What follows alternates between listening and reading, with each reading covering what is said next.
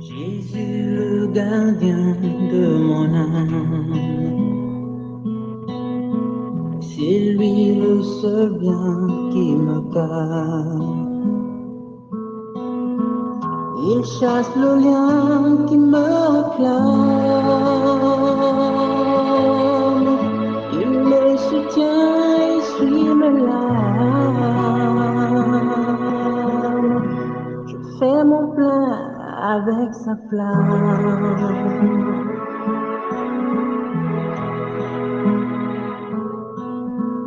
Il est la source de mes grâces. Alléluia. Je me ressource sur ses pas. Bien-aimé peuple de Dieu, frères et sœurs en Christ, Shalom. Dans la suite logique de notre étude sur les âmes de la discipline spirituelle, nous sommes arrivés sur une arme qui est aussi capitale, s'attacher à la puissance de Dieu. Dans cette étude, nous allons nous poser deux petites questions. S'attacher à la puissance de Dieu, de quoi s'agit-il? Et de deux, pourquoi est-il important de s'attacher à la puissance de Dieu? Lisons la parole de Dieu. Genèse chapitre 17 au premier verset, cette écriture nous dit: quand Abraham eut 99 ans, le Seigneur lui apparut et lui déclara: je suis le Dieu Tout-Puissant, vis toujours en ma présence et sois irréprochable. 1 Chronique 29, de 11 à 12.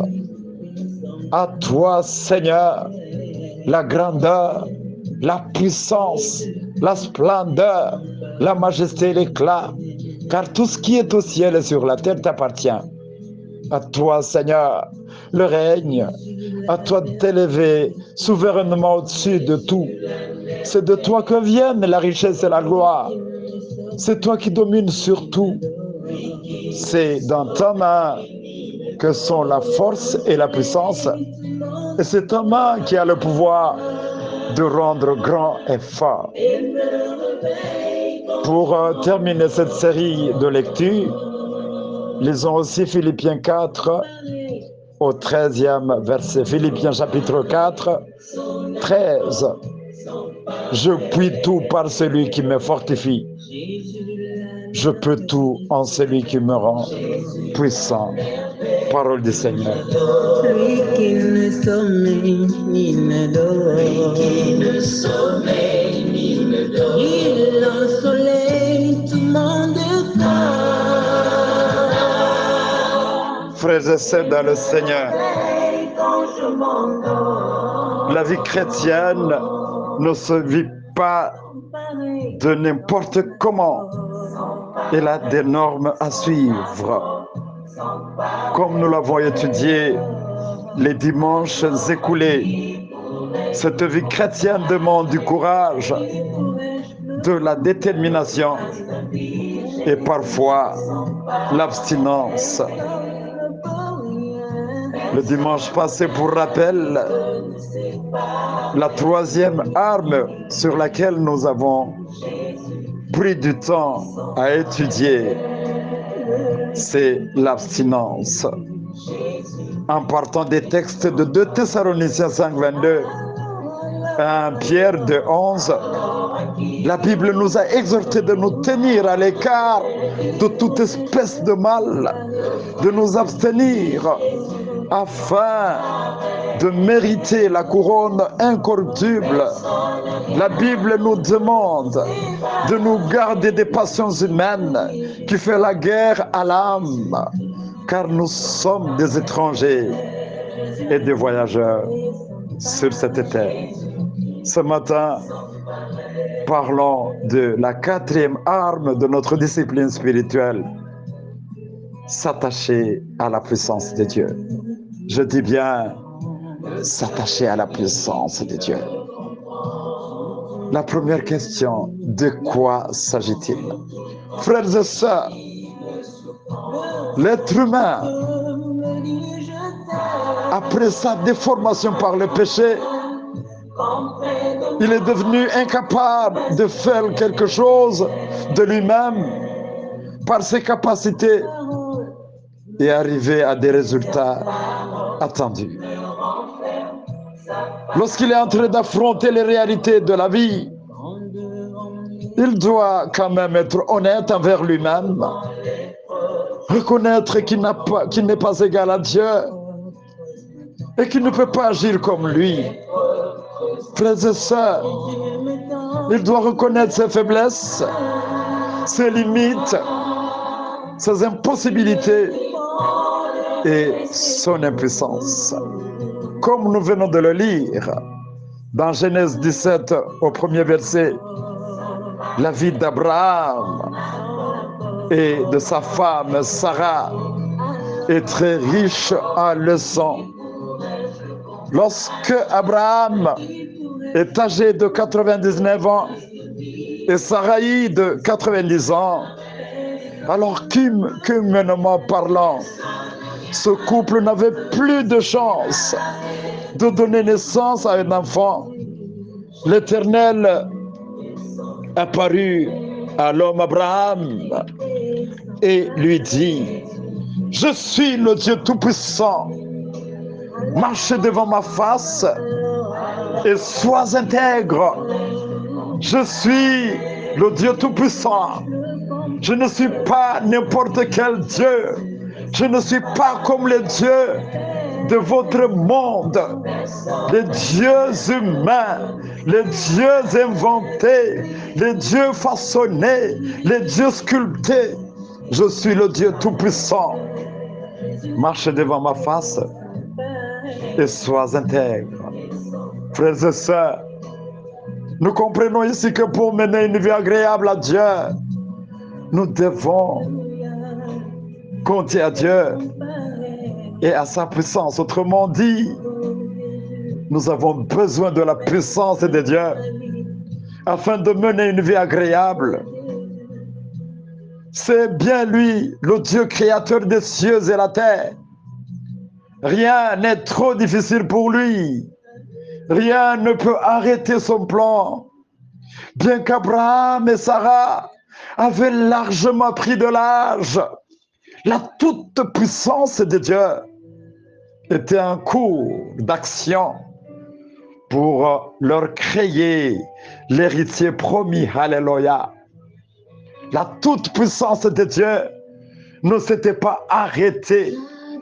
Ce n'est pas à 60 ans, à 70 ans, à 80 ans, à 99 ans ou à 100 ans que nous avons droit de limiter la toute-puissance de Dieu. Écoutez, dans cet enseignement, l'Éternel Dieu rappelle à chacun de nous qu'il n'est pas un homme pour mentir, ni un fils de l'homme pour se repentir. Il n'est pas limité par les sciences des hommes. Il n'est pas limité par ce que les hommes ont dit, par les pensées des hommes. Il fait toutes choses qu'il veut, à qui il veut et comme il le veut. Dans l'écriture de Jérémie 32, 17, notre Dieu nous rappelle encore qu'il a fait les cieux et la terre par sa grande puissance et par son bras étendu. Rien n'est étonnant de sa part. Alléluia. Pourquoi alors s'attacher à la puissance de Dieu? Frères et sœurs, s'attacher à la puissance de Dieu consiste à connaître que Dieu, premièrement, sait et peut tout. 2, est redoutable et fort. 3, entend et répond aux prières. 4, connaît nos pensées, nos besoins. 5, est au-delà de nos problèmes. 6, et d'une puissance infinie et illimitée. Frères et sœurs, en face de ces doutes, Dieu est venu vers Abraham, lui rappeler qu'il est El Shaddai. En face de tes doutes, mon frère, ma soeur, ce matin, ce jour, Dieu te rappelle qu'il s'appelle El Shaddai, c'est-à-dire qu'il est le Tout-Puissant, qui dit et la chose arrive, qu'il ordonne et la chose existe. Lorsque nous oublions de nous accrocher à la toute-puissance de Dieu, alors nous agissons selon nos capacités, nos propres idées.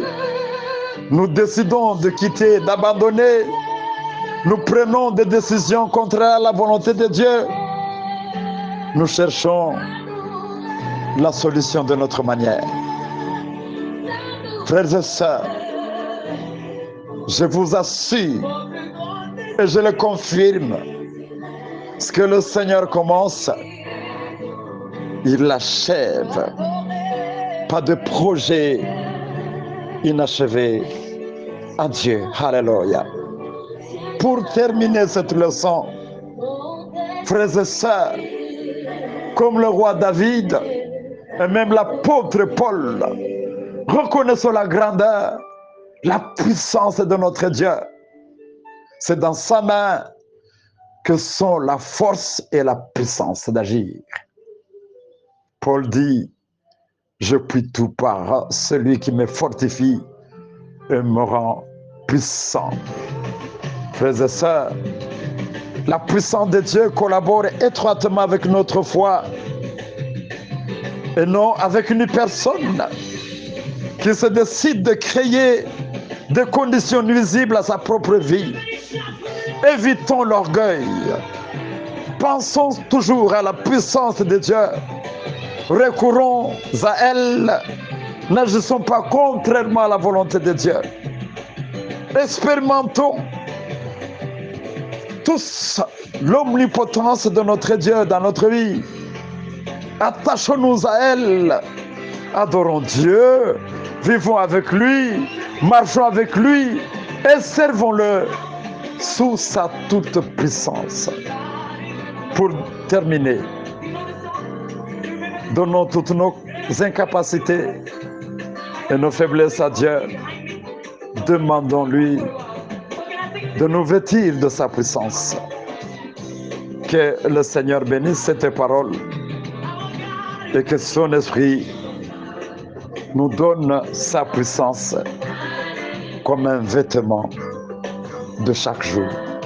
Soyez bénis au nom de Jésus-Christ.